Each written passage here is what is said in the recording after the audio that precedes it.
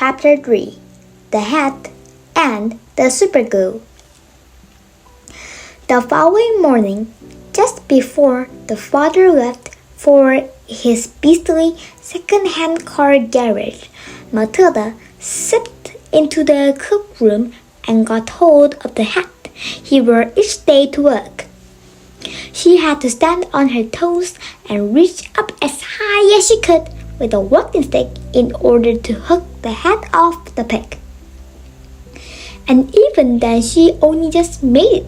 The hat itself was one of those flat-topped pork pie jobs with a jay's feather stuck in the hat band, and Mr. Wormwood was very proud of it.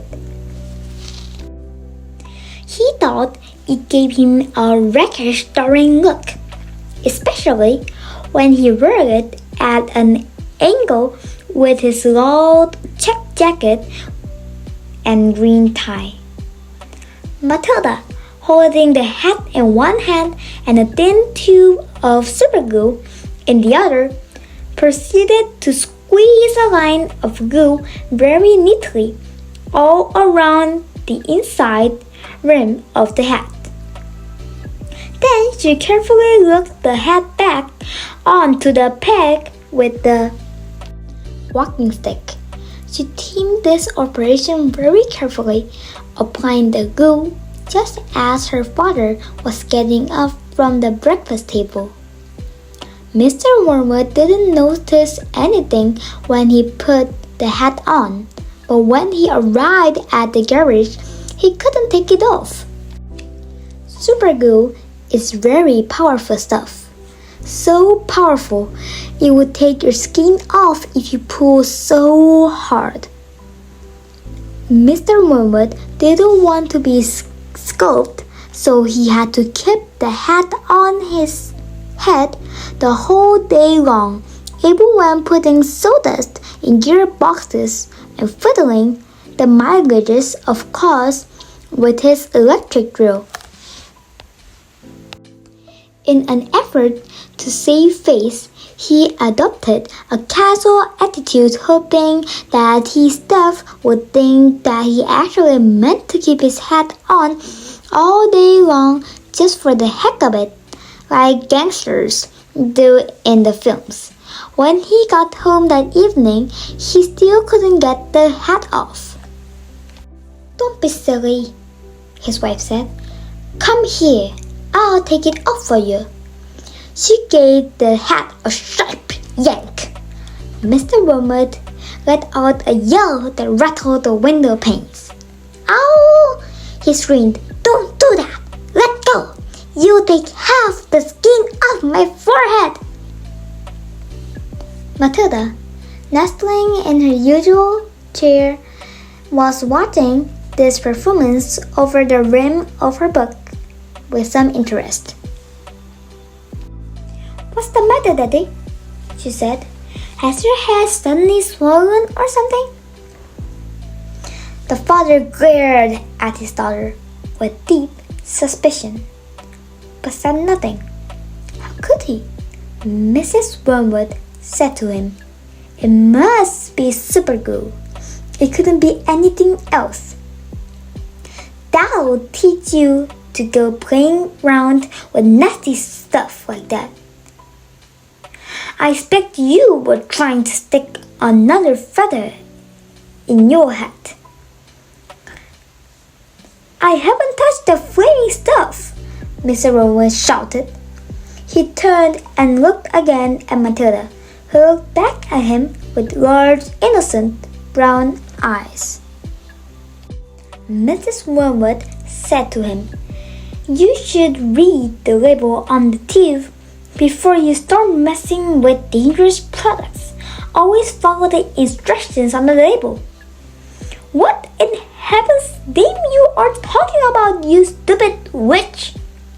Mr. Wormwood shouted, clutching the brim of his hat to stop anyone trying to pull it off again. "Do you think I'm so stupid I glued this thing to my head on purpose?" Matilda said, "There's a boy down the road who got some super glue on his finger without knowing it, and then he put his finger to his nose. Mr. Wormwood jumped. What happened to him? He sputtered. The finger got stuck inside his nose, Matilda said, and he had to go around like that for a week. People kept saying to him, "Stop picking your nose," and he couldn't do anything about it. He looked an awful fool. Serve him right, Mrs. Wormwood said. He shouldn't have put his finger up there in the first place. It's a nasty habit. If all children have super glue put on their fingers, they soon stop doing it. Matilda said, "Grown-ups do it too, Mummy. I saw you doing it yesterday in the kitchen." "That's quite enough from you," Mrs. Wormwood said, turning pink. Mr. Wormwood had to keep his hat on all through supper in front of the television. He looked ridiculous and he stayed very silent. When he went up to bed, he tried again to get the thing off, and so did his wife, but it wouldn't budge. "How am I going to have my shower?" he demanded. "You just have to do without it, won't you?"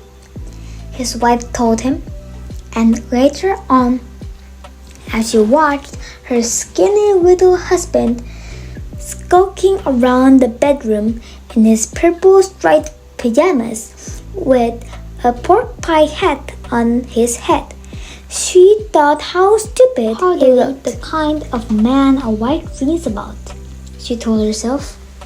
Mr. Wormwood discovered that the worst thing about having a permanent hat on his head was having to sleep with it.